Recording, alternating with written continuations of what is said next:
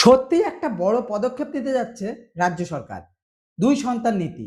যদি এই ২ সন্তান নীতি শুধু রাজ্য নয়, সারা দেশে যদি ইমপ্লিমেন্ট হয়, সবথেকে ভালো হবে আমাদের দেশের জন্য।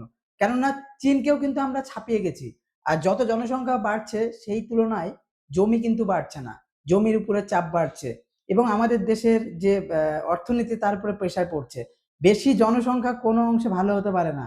উন্নত রাষ্ট্রগুলোর দিকে আপনি তাকান, সেখানে বুঝতে পারবেন যে বেশি জনসংখ্যা একটা রাষ্ট্রের জন্য কতটা সময় বিপজ্জনকও হতে পারে। সুতরাং বেশি জনসংখ্যা মানে কিন্তু একটা দেশের উপরে বিপুল চাপ।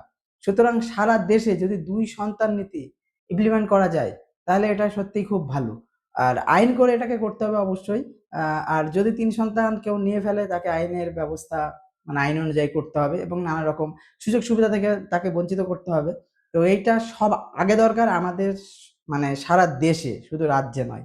তো এটার জন্য অবশ্যই অভিবাদন জানাবো রাজ্য সরকারকে। যদি এই নতুন আইনটা যদি এনে যদি অন্তত ২ সন্তান নীতি যদি আনতে পারে, তাহলে খুব ভালো, খুব ভালো।